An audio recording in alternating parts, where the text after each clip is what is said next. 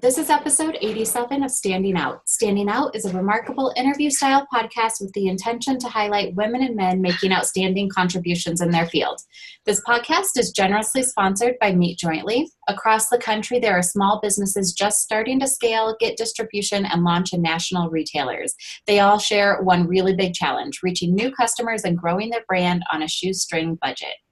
Today, I'd like to welcome Kate Barton. Kate is the Vice President of the Executive Office and Special Projects at the Downtown Denver Partnership. Kate oversees the management of the Executive Office, including marketing and communications for the partnership. In addition, Kate manages partnerships work to foster a culture in entrepreneurship in downtown Denver. She serves as the Executive Office liaison to board members and key stakeholders, manages the administrative functions of the President's Office, and oversees an array of organizational special projects and programs. Prior to the partnership, Kate lived and worked in New York City, primarily working for Vibrant Media, a digital advertising technology company. Her roles range from marketing to strategic operations. Kate has a Bachelor's of Arts from Trinity College in Hartford, Connecticut. She is currently pursuing a Master's of Business Administration at the University of Denver. And Kate is on the Third Way Center Young Professionals Board of Director and member of the Denver Startup Week Organizing Committee. Welcome, Kate. Thanks for being here.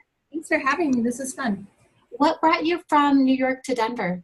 So I'm a Denver native, and so people think that that's very rare. It's very rare. And after living in New York for about 5 years, it was kind of this tipping point of whether I stay there and kind of make my life there or come back to Denver. And I got really fortunate after poking around to find a job at the Downtown Denver Partnership. And so the opportunity to move back here and really make an impact on our city was something I couldn't pass up. Tell us about the Downtown Denver Partnership, because I feel like they do so many impact initiatives. So like what are those? So I like to say that the partnership is a mile wide and a mile deep. So we Denver joke, Mile High City. And yes. Yeah. Lots of other good things. But at its core, the partnership is a place-based economic development organization. So we do economic development and city planning, and that spans across a number of different areas. So whether it is in the space of innovation and entrepreneurship, we run Denver Startup Week in the Commons on Champa, which is our entrepreneurial resource hub here in Denver. We also do mobility and long-term planning for the city. So we work off a 20-year strategic plan for downtown that in 2007, they set the plan with the city and about 100 partners here in Denver, set the plan for the city for the next 20 years. And we just hit the 10-year anniversary of that plan. And it's really remarkable to see how things that were envisioned 10 years ago have come to life. So what's one of them? Like, what is something that tangible that we might know? So my favorite is that the plan calls for a high impact retailer on the corner of 16th and California Street in downtown. Okay. And in July, a Target is opening on 16th and California. Oh my God.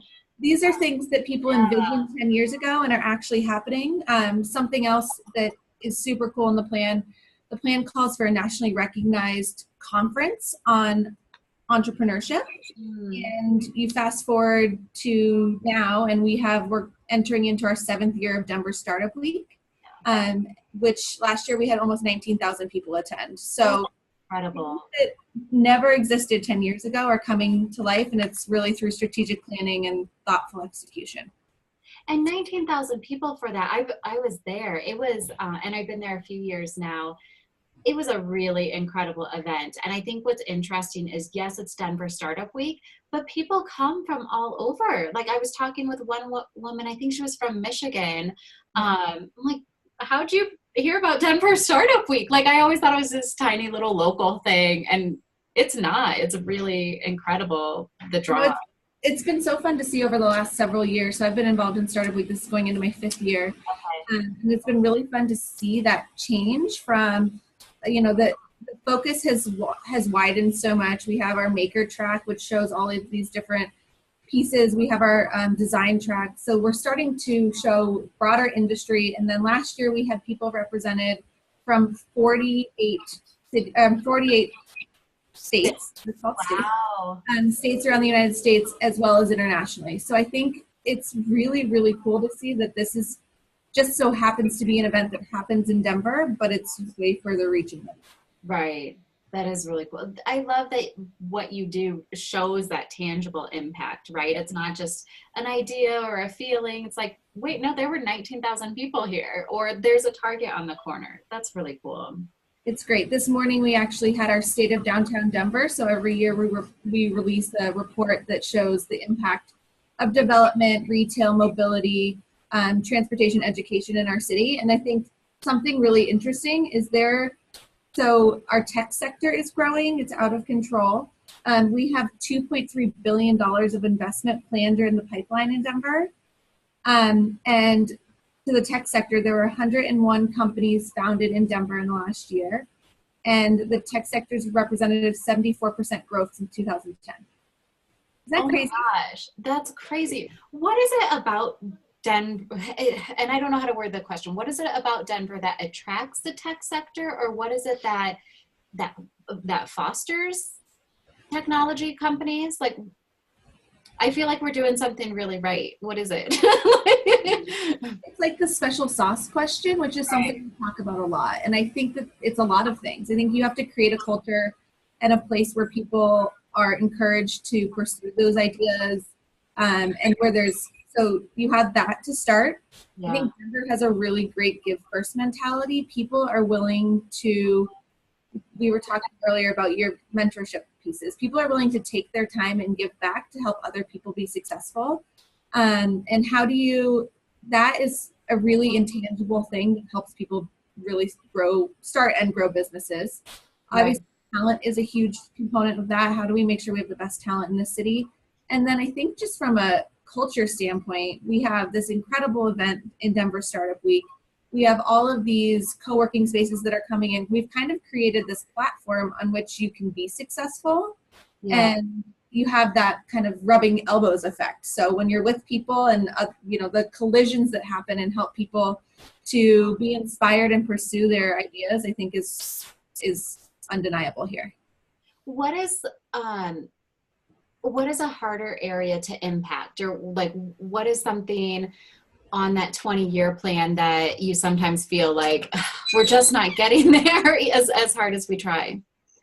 I think that it's less about not getting there and it's more about seeing it. So for me, the rise of the tech sector and this crazy emergence of the entrepreneurial community has been tangible. We can see it. We have these events. Things that are like long-term planning initiatives. So we run and manage the 16th Street Mall. We're working with the city and RTD to think about how you renovate the 16th Street Mall. It's 30 years old. The infrastructure is failing. It needs some renovation. And so that process started 18 months ago. We probably will have shovels in the ground in 12 months. Oh, wow. So you have this really long view. The mall, when it's done, is going to be leaps and bounds better than it is right now. It's one of these amazing connectors in our center city, but you have to have that patience and vision to see that it's going to happen and it's going to be successful. Right. I think that's harder for people. I didn't know that was happening. It's coming. Right. That's fun. We're part of it. We're in the middle of a really long federally mandated process for funding for the mall. So after that, then we can start the plan. What is something you do for yourself to help you recover from a tougher day when you feel like, hey, who knows what's happening today? And wine. Yeah. Definitely some wine. Yeah. And for me, it's like being outside and exercise. So on the weekends, I try Denver, the proximity to the mountains is something that I take a lot of advantage of. So being able to get outside and hike or ski or bike and be with friends, that kind of refills my cup. I feel like a lot of us here in Colorado really appreciate and use the outdoors for hiking, biking, skiing, Yeah. just a walk while taking a phone call or something like that. I feel like that helps a lot of us. As we wrap up, what's one thing that's on your radar as an industry thought leader that you think we'll all be talking about maybe in a year or two from now? Like what's on the horizon of becoming a hot topic? I think that the place to pay attention is in this blockchain field, and just the investment of what I would consider traditional financial institutions into that space, to me, is an indicator that it's a place we need to be looking at.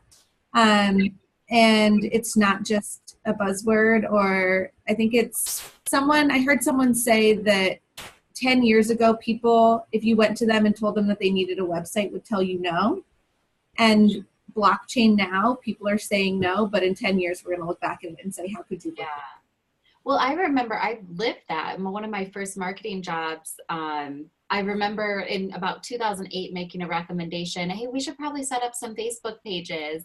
And I can't even tell you how many meetings I was in with the CFO, like, absolutely not. That's going to open us up to lots of complaints, or Facebook's not going to be around very long. And although the landscape has certainly changed over the years, social media really is a thing and has been a thing for several years now. And businesses are certainly capitalizing on that. And I always think that was so interesting, because sometimes it's hard to convince people like this new thing is a thing, I remember when I was making my email address, worrying that if I put my full email address on there, people would be able to find out too much information about me. Oh, yeah.